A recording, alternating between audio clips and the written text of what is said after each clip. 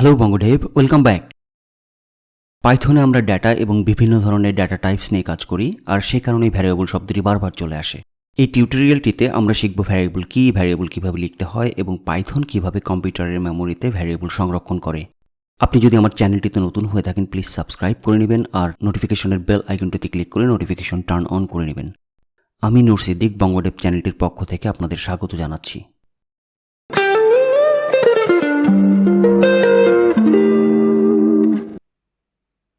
এখন আমরা ভিএস কোডে চলে যাই। ভিএস কোডে এসে আমি আমার নাম প্রিন্ট করতে চাই। আমি কি করব? পাইথনের বিল্ট ইন প্রিন্ট ফাংশনটা ইউজ করব। প্রিন্ট, এটা যদি আমি সেভ করি এবং এখানে রান করি, এই বাটনটাতে চাপ দিয়ে টার্মিনালে কি করলো? পাইথন আমাকে আমার নামটি প্রিন্ট করে দিল।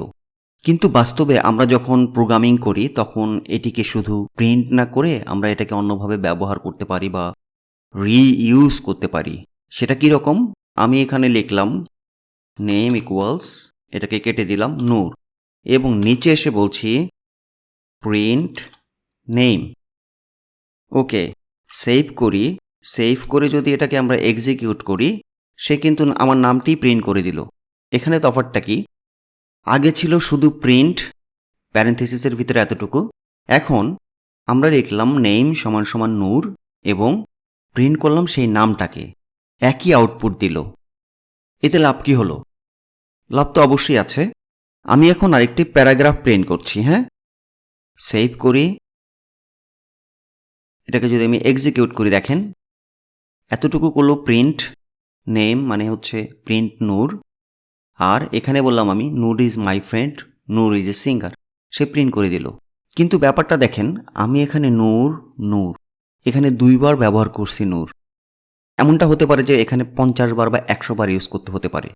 তো ব্যাপারটা যদি এমন হতো, আমি একটু লিখে নেই, তারপর বলছি এফ নূরের বদলে আমি এখানে নেম ইউজ করতাম, আবার এখানে নূরের বদলে নেম ইউজ করতাম। হ্যাঁ, এবং হার্ড কোডেড এই নূর নূর নূর নূর এটা না লিখে আমি এই যে এখানে যে জিনিসটা লিখেছি নেম ইকুয়াল টু নূর, সেই জিনিসটাই ইউজ করলাম আমি। এখন আমরা দেখি প্রিন্ট করলে কি দেয় আমাকে। Alright, Noor is my friend, Noor is a singer, সে কিন্তু একই কাজটা করে দিল। আমাদের আগে যে জিনিসটা ছিল Noor is my friend, Noor is a singer, তো এখানে আমরা একটু ডিফারেন্ট ওয়েতে করলাম, একটা এফ লিখলাম এখানে। এফটা কি, তারপর এই জিনিসটা কি আমি পরে বলবো, পরের একটা ভিডিওতে যখন আমরা স্ট্রিং নিয়ে কাজ করব ডিটেল আমি এক্সপ্লেন করব, আপাতত বোঝার জন্য বলছি।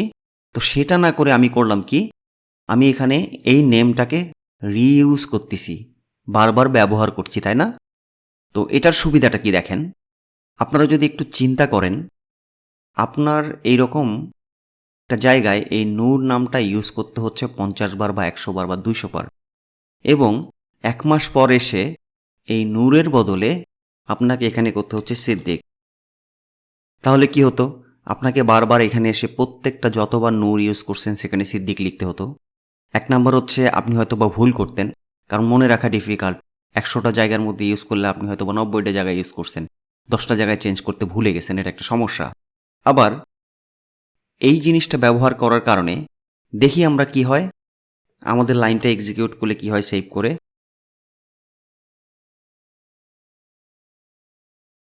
ফ্যান্টাস্টিক, দেখেন আগে ছিল নূর, এখন হয়েছে Siddique. Siddique is my friend, Siddique is a singer.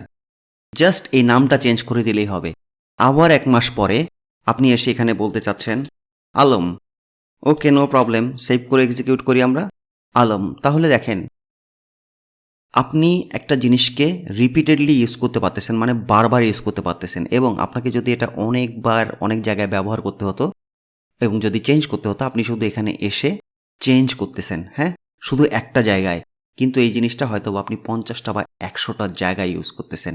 1 number হচ্ছে ভুল হওয়ার চান্স কম, 2 নাম্বার হচ্ছে এইভাবে বারবার এসে 50টা জায়গায় ম্যানুয়ালি টাইপ করা, চেঞ্জ করা, সেটার চেয়ে আমি শুধু একটা জায়গায় চেঞ্জ করলাম। আর এই জিনিসটাকেই আমরা বলছি ভ্যারিয়েবল। ভ্যারিয়েবল কি? এই যে এখানে সমান সমান চিহ্ন, তার পাশে একটা জিনিস এবং ডানে একটা জিনিস, এটাকে বলতেছি ভ্যারিয়েবল। আপনারা তো অ্যালজেব্রা বা বীজগণিতে এই কাজটা করছেন। ধরি x = 10, আবার y = 15, এরকম কাজ তো করছেন, তাই না? এই জিনিসটাকেই আমরা বলতেছি ভ্যারিয়েবল। সমান সমান চিহ্নের বামের এই জিনিসটাকে বলতেছি আমরা ভ্যারিয়েবল নেম বা নাম, আর ডানের এই জিনিসটাকে বলতেছি আমরা ভ্যারিয়েবলের ভ্যালু বা মান। তার মানে ভ্যারিয়েবল এমন একটা জিনিস যেটা কোনো কিছুকে স্টোর করে রাখে। এখানে এই নেম ভ্যারিয়েবলটা আলমকে স্টোর করে রাখছে, আর আলমকে আমরা বিভিন্ন জায়গায় ব্যবহার করতেছি বারবার। এক্স যে ভ্যারিয়েবল নেমটা, সেটা স্টোর করতেছে হচ্ছে একটা ভ্যালু 10। ওয়াই যে ভ্যারিয়েবলটা, সেটাও স্টোর করতেছে একটা ভ্যালু 15।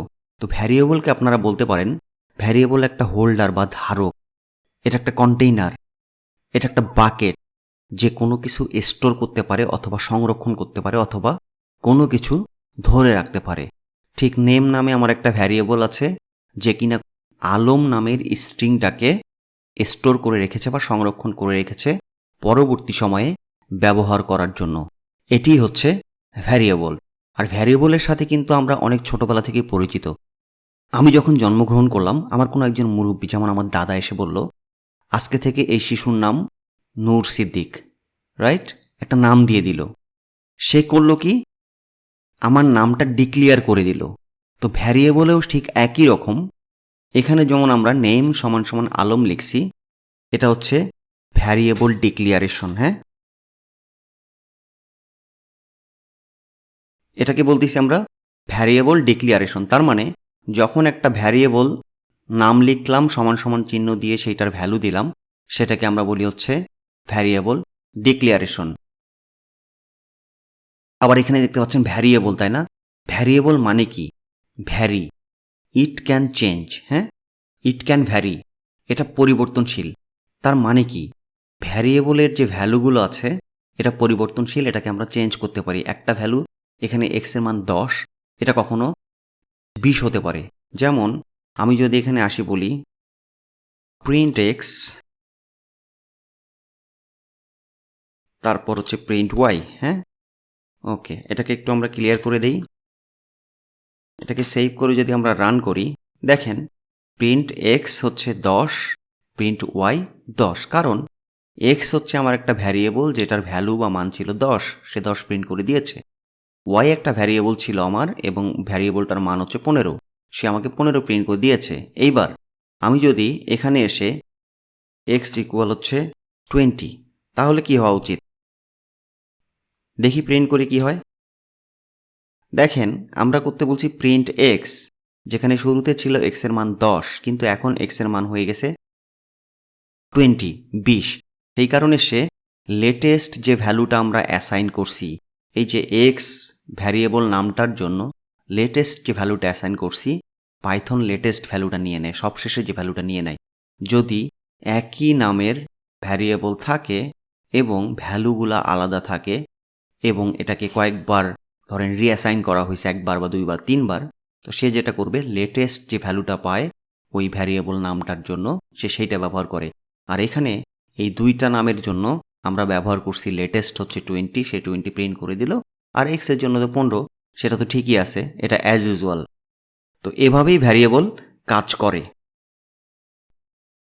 আমরা এতক্ষণ আমাদের ভ্যারিয়েবলের জেনারেল ডেফিনিশন দেখলাম এবং বোঝার চেষ্টা করলাম যে আসলে ভ্যারিয়েবলটা কি। এখন আমরা একটু কম্পিউটার সায়েন্সের পার্সপেক্টিভ থেকে ভ্যারিয়েবলের ডেফিনিশনগুলো দেখে আসি। ভ্যারিয়েবল কি? Variable is a reserved memory location to store value. একটা reserved memory location value store করার জন্য। হ্যাঁ, এখানে গুরুত্বপূর্ণ জিনিস হচ্ছে ভ্যালু। আর তারপরেরটাই দেখি, variable is A symbolic name that is a reference or pointer to an object.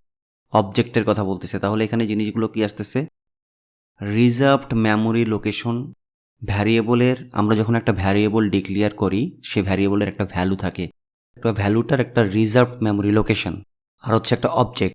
Python actually সব কিছুই অবজেক্ট। অবজেক্ট কি এখন না বুঝলে কোনো সমস্যা নেই, বাট মনে রাখার জন্য মনে রাখেন যে পাইথনের সব কিছুই অবজেক্ট। বিশ্বাস হচ্ছে না? চলেন একটু দেখে আসি। তো এখানে আমি এক্স রাখলাম, থাক। এখন আমি এখানে আপনারা তো জানেন যে এটা একটা স্ট্রিং, তাই না? কারণ সিঙ্গেল কোটেশন বা ডাবল কোটেশনের মধ্যে যখন আমরা টেক্সট লিখি তখন সেটা হয় স্ট্রিং। আর এই যে এটা হচ্ছে একটা নাম্বার বা ইন্টিজার, তাই না? আমি আগের ভিডিওতে বলেছিলাম যে এই নাম্বারগুলো হচ্ছে ইন্টিজার, আর হচ্ছে টেক্সট যদি কোটেশনের মধ্যে দেই তাহলে সেটি হচ্ছে স্ট্রিং। এখন আমি যদি টাইপ প্রিন্ট করি, টাইপ নেম,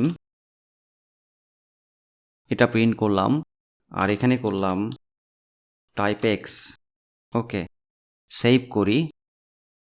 এখন যদি আমি প্রোগ্রামটাকে রান করি, দেখেন এখানে বলতেছে টাইপ নেম, নেমের টাইপ হচ্ছে str, এটা শর্ট ফর্ম, ফুল ফর্ম হচ্ছে স্ট্রিং। আর এই এক্সের টাইপ সেটা হচ্ছে int, ইন্টিজার। হ্যাঁ, ইন্টিজারের শর্ট ফর্ম হচ্ছে int।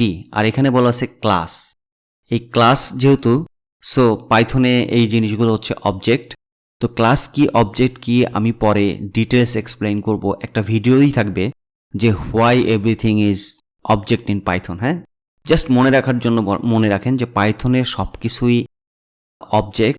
আর আমাদের ডেফিনেশনে যে কথাটা বলেছে অবজেক্ট এবং হচ্ছে রিজার্ভ মেমোরি লোকেশন, তো এই জিনিসগুলো আমরা এখন বোঝার চেষ্টা করব। হ্যাঁ, একটু বিশদভাবেই আলোচনা করব। আমাদের একটা ভ্যারিয়েবল আছে x = 30। এই ভ্যারিয়েবলটার বৈশিষ্ট্য কি, বামের যে x এটাকে বলতেছি আমরা ভ্যারিয়েবল নেম এবং এটাকে বলতেছি আমরা ভ্যালু। কিন্তু আমাদের ডেফিনেশন অনুযায়ী নামের চেয়ে ভ্যালুকে প্রায়োরিটি দেওয়া হচ্ছে। তার মানে এই ভ্যালুটাই মেমোরিতে রিজার্ভ হয়ে যাবে, তাই না? ভ্যালুটা কি আসলে, এই ভ্যালুটা কিভাবে রিজার্ভ হচ্ছে মেমোরি লোকেশনে, মানে মেমোরি লোকেশনে জায়গা করে নিচ্ছে, মেমোরি কি কিভাবে কাজ করতেছে সেই জিনিসগুলো আমরা একটু দেখে আসি। ধরেন আমার কম্পিউটারের এটি একটি র্যাম বা মেমোরি। নর্মালি যখন প্রোগ্রামিং বা কম্পিউটার সায়েন্সের ভাষায় মেমোরি বলি তার মানে হচ্ছে র্যাম, এতটুকু বুঝলেই চলবে। ওকে, এখন ধরেন এই সাদা জায়গাটা আমার র্যাম। তো আমার একটা ভ্যারিয়েবল আছে a = 10। তো আমি যখনই a = 10 ভ্যারিয়েবল ডিফাইন করলাম এবং যখন main.py প্রোগ্রামটা চলছে, সে করে কি, এই ভ্যারিয়েবল 10-এর জন্য মেমোরিতে একটা অবজেক্ট ক্রিয়েট করে। ধরেন বোঝার জন্য আমরা বলতেছি 10, অবজেক্টটা অন্যরকম হয়। তো আমরা 10 নামই ধরি। এ যে ভ্যারিয়েবলটা আছে এর ভ্যালু 10-এর জন্য মেমোরিতে 10-এর একটা অবজেক্ট ক্রিয়েট করলো। তারপর কি করে, এই অবজেক্টটা ক্রিয়েট করার পর এই 10 অবজেক্টটার একটা রেফারেন্স দেয় হচ্ছে a কে। তারপর আরেকটা ভ্যারিয়েবল আমরা ডান দিকে b = 20 নিলাম এবং 20-এর জন্য মেমোরিতে একটা জায়গা নিয়ে নিল, সে একটা অবজেক্ট ক্রিয়েট করলো এবং করে b কে রেফারেন্স দিয়ে দিচ্ছে। এবার আমাদের আরেকটা ভ্যারিয়েবল আছে c = 10। তাহলে কি করার কথা, c এর জন্য নিশ্চয়ই মেমোরিতে একটা অবজেক্ট ক্রিয়েট করবে, তাই না? করার পর c কে ডিরেকশন দেবেন না। পাইথন দেখে এই যে 10, পাইথন c কে কেয়ার করে না, পাইথন কেয়ার করে এই যে ভ্যালু 10-এর জন্য কোনো একটা অবজেক্ট আছে কিনা। সে দেখতেছে ও 10-এর জন্যতেই যে আমার বাম দিকে একটা অবজেক্ট আছে অলরেডি, এই যে এর জন্য যে 10 নিছি। তখন সে করে কি, এই কাজটা না করে সে c কে সরাসরি রেফার করে দেয় ওই অবজেক্টের কাছে। তার মানে 10-এর দুইটা রেফারেন্স থাকলো এখন। হ্যাঁ, কয়টা রেফারেন্স? দুইটা। একটা হচ্ছে a = 10 আর একটা হচ্ছে c = 10। এতটুকু মনে রাখেন আপাতত। এখন ধরেন কাজ শেষ হয়ে গেল অথবা c কে আমরা মুছে দিলাম। তারপর আমরা আরেকটা ভ্যারিয়েবল নিলাম a = 15। ঠিক আছে, তাহলে সে কি করবে, 15-এর কি কোনো আমাদের অবজেক্ট আছে মেমোরিতে? নাই। 10-এর জন্য আছে আর 20-এর জন্য আছে, 15-এর জন্য নাই। তখন সে কি করবে, মেমোরিতে একটা অবজেক্ট নিয়ে নেবে 15। তাহলে কি হলো, এখন দেখেন আমার এই এর কি হলো, বাম দিকের যে এটা 10, এই 10-এর কি হবে, 10 এখানে আননেসেসারি হয়ে গেল না? কারণ 10-এর একটাই রেফারেন্স ছিল a, সেটাও এখন নাই, এ রেফারেন্স চলে গেছে 15-তে। তো এটা যেটা হলো, এটা এখানে ইউজলেস হয়ে গেল। যেমন আমাদের বাসায় মিষ্টি বক্স আনলে মিষ্টি খাওয়ার পর বক্সটা এখন আমাদের ইউজলেস বা গার্বেজ, এটাকে ফেলে দিতে হবে, হ্যাঁ, ডাস্টবিনে। তো সেই জিনিসটা পাইথনে হয়। পাইথনে যেটা করার চেষ্টা করে, পাইথন সবসময়ই কাউন্ট করে হচ্ছে রেফারেন্স। তো সে যেটা করে এই 10-এর কোনো রেফারেন্স আছে কিনা, যেহেতু আমাদের এই 10-এর জন্য আর কোনো রেফারেন্স এখন নাই, সেটা হচ্ছে আননেসেসারি, তাহলে রেফারেন্স কাউন্ট যখন 0 হয়ে যায় তখন এটাকে বলি আমরা ডেড অবজেক্ট। তার মানে একটা অবজেক্টের এই যে অবজেক্ট 10-এর যখন আর কোনো রেফারেন্স থাকতেছে না তখন নাম্বার অফ রেফারেন্স হয়ে যাচ্ছে 0 এবং এটাকে বলতেছি আমরা ডেড অবজেক্ট। আর এই ডেড অবজেক্টকে মেমোরি থেকে ক্লিয়ার করার জন্য গার্বেজ কালেক্টর নামে একটা প্রোগ্রাম আছে। এই গার্বেজ কালেক্টরের কাজ হচ্ছে সমস্ত অপ্রয়োজনীয় অর্থাৎ যখন রেফারেন্স 0 হয়ে যায়, ডেড অবজেক্ট ক্রিয়েট হয়ে যায়, সে করবে কি মেমোরি থেকে সেই অবজেক্টগুলোকে ডেড অবজেক্টগুলোকে মুছে দিবে। আর এই যে অ্যালগোরিদমটা এই কাজ করে এই অ্যালগোরিদমটার নাম হচ্ছে রেফারেন্স কাউন্টিং।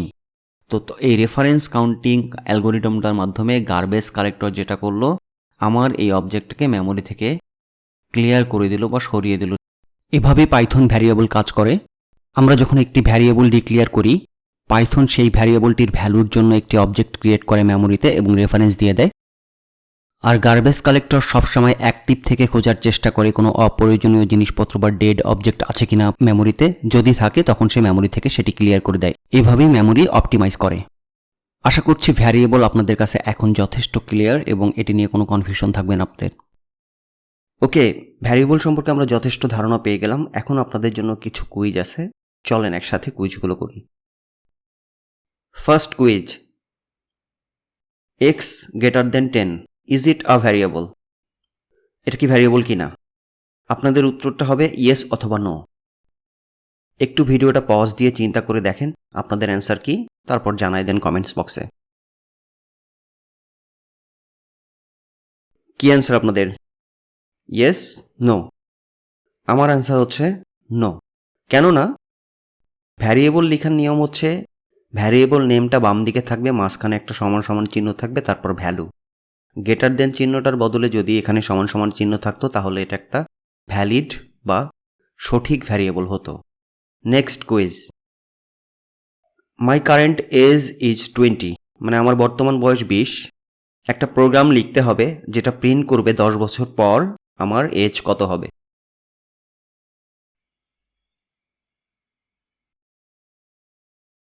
সো আমাদের প্রোগ্রামটা এরকম হওয়া উচিত, মাই কারেন্ট এজ এটা একটা ভ্যারিয়েবল সমান সমান 20, এজ আফটার 10 ইয়ার্স বা আপনাদের যে কোনো একটা ভ্যারিয়েবলের নাম দিলে হবে। তো সেটা কি হবে, 10 বছর পর গিয়ে হবে মাই কারেন্ট এজ প্লাস 10, কারণ 10 বছর পরের কথা বলছি। তারপর সেইটাকে প্রিন্ট করব, সেই সেকেন্ড ভ্যারিয়েবলটাকে এজ আফটার 10 ইয়ার্স প্রিন্ট করব। প্রিন্ট করলে অ্যান্সার কি হওয়া উচিত, 20 plus 10 30। Okay, 30। Next quiz, C সমান সমান 20 একটা ভ্যারিয়েবল, ডি সমান সমান আরেকটা ভ্যারিয়েবল 10। আবার এখানে সিকে আবার রিডিক্লিয়ার করলাম, সি সমান সমান 30, তাহলে সি প্লাস ডি কত হবে? একটু চিন্তা করেন, কমেন্টস বক্সে অ্যান্সারটা জানিয়ে দেবেন। সো আপনাদের অ্যান্সার কি? Let's see. C plus D 40। কেন 40 হলো? প্রথমে সি ভ্যারিয়েবলটাকে আমি ডিফাইন করেছি 20, কিন্তু 3 নম্বর লাইনে এসে দেখেন সিকে আবার ডিফাইন করছি আমরা 30। সো ভ্যারিয়েবল ক্যান ভ্যারি, তাই না? ভ্যারিয়েবলটা পরিবর্তনশীল। তো সি প্রথমে 20 ছিল, এই যে ডি এর পর সি আবার লিখেছি 30। সো পাইথন অটোমেটিক্যালি ধরে নিচ্ছে এখন এই যে লেটেস্ট যে ভ্যারিয়েবলটা ডিফাইন করছি আমরা সি সমান সমান 30, তাহলে সি এর মানটা এখন 30, 20 না। তাহলে সি প্লাস ডি সমান সমান কত হবে? 30 আর 10 40। ফ্যান্টাস্টিক। নেক্সট কুইজ, এখানে একটা ভ্যারিয়েবল আছে, my variable is 20, which one gets stored in memory. তো ভ্যারিয়েবলের বামের দিকে যে সমান সমান চিহ্নের বামের দিকে হচ্ছে ভ্যারিয়েবল নেম এবং ডানের দিকে হচ্ছে ভ্যালু। কোন জিনিসটা মেমোরিতে স্টোর হয়? মাই ভ্যারিয়েবল মানে ভ্যারিয়েবলের নামটা নাকি ভ্যারিয়েবলের ভ্যালু বা মানটা? সো আপনাদের অ্যান্সার কি?